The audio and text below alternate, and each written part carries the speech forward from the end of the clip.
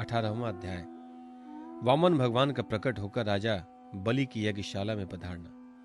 श्री सुखदेव जी कहते हैं, परीक्षित, इस प्रकार जब ब्रह्मा जी ने भगवान की शक्ति और लीला की स्तुति की, तब जन्म मृत्यु रहित भगवान अदिति के सामने प्रकट हुए। भगवान के 4 भुजाएं थी, उसमें वे शंख, गदा, कमल और चक्र धारण किए हुए थे। कमल के समान कोमल और बड़े बड़े नेत्र थे। पीतांबर शोभायमान हो रहा था। विशुद्ध श्याम वर्ण का शरीर था। मकराकृत कुंडलों की कांति से मुख कमल की शोभा और भी उल्लसित हो रही थी। वक्ष स्थल पर श्रीवत्स का चिन्ह, हाथों में कंगन और भुजाओं में बाजूबंद, सिर पर किरीट, कमर में करधनी की लड़ियां और चरणों में सुंदर नुपुर जगमगा रहे थे। भगवान गले में अपनी स्वरूप भूत वनमाला धारण किए हुए थे, जिसके चारों ओर झुंड के झुंड भंवरे गुंजार कर रहे थे। उनके कंठ में कौस्तुभ मणि सुशोभित थी। भगवान की अंग कांति से प्रजापति कश्यप जी के घर का अंधकार नष्ट हो गया था। उस समय दिशाएं निर्मल हो गई थी। नदी और सरोवरों का जल स्वच्छ हो गया था। प्रजा के हृदय में आनंद की बाढ़ आ गई थी। सब ऋतुएं एक साथ अपना अपना गुण प्रकट करने लगी थी। स्वर्गलोक, अंतरिक्ष, पृथ्वी, देवता, गौ, द्विज और पर्वत, इन सब के हृदय में हर्ष का संचार हो गया था। परीक्षित, जिस समय भगवान ने जन्म ग्रहण किया, उस समय चंद्रमा श्रवण नक्षत्र पर थे। भाद्रपद मास के शुक्ल पक्ष की श्रवण नक्षत्र वाली द्वादशी थी। अभिजित मुहूर्त में भगवान का जन्म हुआ था। सभी नक्षत्र और तारे भगवान के जन्म को मंगलम सूचित कर रहे थे। परीक्षित, जिस तिथि में भगवान का जन्म हुआ था उसे विजया द्वादशी कहते हैं। जन्म के समय सूर्य आकाश के मध्य भाग में स्थित थे। भगवान के अवतार के समय शंख, ढोल, मृदंग, डफ और नगाड़े आदि बजने लगे थे। इस तरह तरह तरह के बाजों और तुरहियों की तुमुल ध्वनि होने लगी थी। अप्सराएं प्रसन्न होकर नाचने लगी। श्रेष्ठ गंधर्व गाने लगे। मुनि देवता, मनु, पितर और अग्नि स्तुति करने लगे।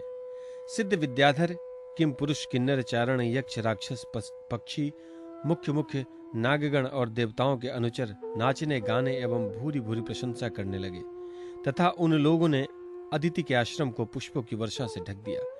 जब अदिति ने अपने गर्भ से प्रकट हुए परम पुरुष परमात्मा को देखा तो वह अत्यंत आश्चर्यचकित और परमानंदित हो गई। प्रजापति कश्यप जी भी भगवान को अपनी योग माया से शरीर धारण किए हुए देख विस्मित हो गए और कहने लगे, जय हो, जय हो। परीक्षित, भगवान स्वयं अव्यक्त एवं चित स्वरूप हैं। उन्होंने जो परम कांति में आभूषण एवं आयुधों से युक्त वह शरीर ग्रहण किया है, उसी शरीर से कश्यप और अदिति को देखते देखते वामन ब्रह्मचारी का रूप धारण कर लिया। ठीक वैसे ही जैसे नट अपना वेश बदल ले, क्यों न हो, भगवान की लीला तो अद्भुत है ही। भगवान को वामन ब्रह्मचारी के रूप में देखकर महर्षियों को बड़ा आनंद हुआ।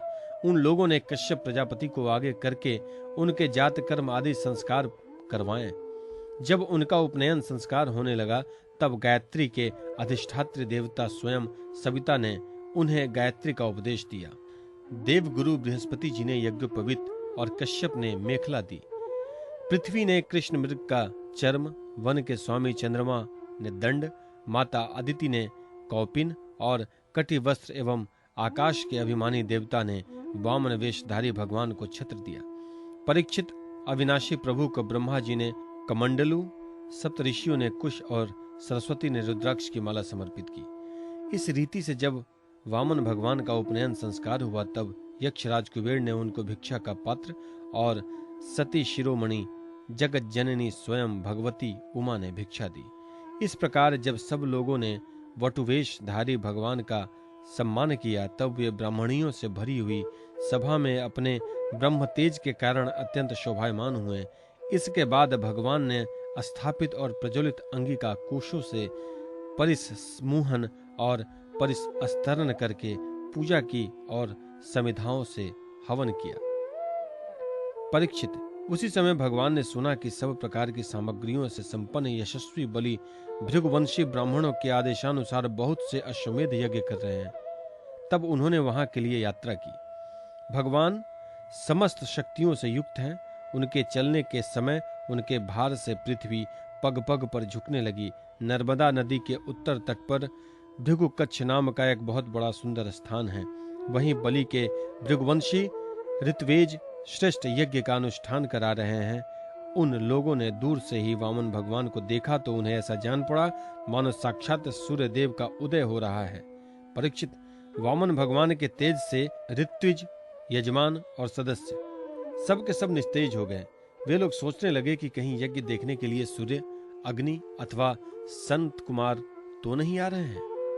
भृगु के पुत्र शुक्राचार्य आदि अपने शिष्यों के साथ इसी प्रकार अनेकों कल्पनाएं कर रहे थे। उसी समय हाथ में छत्र, दंड और जल से भरा कमंडलू लिए हुए वामन भगवान ने अश्वमेध यज्ञ के मंडप में प्रवेश किया। वे कमर में मूंज की मेखला और गले में यज्ञोपवीत धारण किए हुए थे। बगल में मृगचर्म था और सिर पर जटा थी। इसी प्रकार बौने ब्राह्मण के वेश में अपनी माया से ब्रह्मचारी बने हुए भगवान ने जब उनके यज्ञ मंडप में प्रवेश किया, तब भृगुवंशी ब्राह्मण उन्हें देखकर अपने शिष्यों के साथ उनके तेज से प्रभावित हो गए एवं निष्प्रभ हो गए। वे सब के सब अग्नियों के साथ उठ खड़े हुए और उन्होंने वामन भगवान का स्वागत सत्कार किया। भगवान ने लघु रूप के अनुसार सारे अंग छोटे छोटे, बड़े ही मनोरम एवं दर्शनीय थे। उन्हें देखकर बलि को बड़ा आनंद हुआ और उन्होंने वामन भगवान को एक उत्तम आसन दिया। फिर स्वागत वाणी से उनका अभिनंदन करके पांव पखारे और संग रहित महापुरुषों को भी अत्यंत मनोहर लगने वाले वामन भगवान की पूजा की।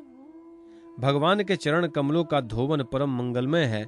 उससे जीवों के सारे पाप ताप धुल जाते हैं। स्वयं देवाधिदेव चंद्रमौली भगवान शंकर ने अत्यंत भक्तिभाव से उसे अपने सिर पर धारण किया है। आज वही चरणामृत धर्म के मर्मज्ञ राजा बलि को प्राप्त हुआ। उन्होंने बड़े प्रेम से उसे अपने मस्तक पर रखा। बलि ने कहा, ब्राह्मण कुमार, आप भले पधारें, आपको मैं नमस्कार करता हूँ। आज्ञा कीजिए, मैं आपकी क्या सेवा करूँ। आर्य, ऐसा जान पड़ता है कि बड़े बड़े ब्रह्मर्षियों की तपस्या ही स्वयं मूर्तिवान होकर मेरे सामने आई है। आज आप मेरे घर पधारे, इससे मेरे पितर तृप्त हो गए। आज मेरा वंश पवित्र हो गया। आज मेरा यह यज्ञ सफल हो गया। ब्राह्मण कुमार, आपके पांव पखाड़ने से मेरे सारे पाप धुल गए और विधि पूर्वक यज्ञ करने से, अग्नि में आहुति डालने से जो फल मिलता है वह अनायास ही मिल गया। आपके इन नन्हे नन्हे चरणों और इनके धोवन से पृथ्वी पवित्र हो गई। ब्राह्मण कुमार, ऐसा जान पड़ता है कि आप कुछ चाहते हैं। परम पूज्य ब्रह्मचारी जी, आप जो चाहते हैं, गाय, सोना, सामग्रियों से सुसज्जित घर, पवित्र अन्न पीने की वस्तु, विवाह के लिए ब्राह्मणों की कन्या, संपत्तियों से भरे हुए गांव, घोड़े, हाथी, रथ, वह सब आप मुझसे मांग लीजिए। अवश्य ही वह सब मुझसे मांग लीजिए।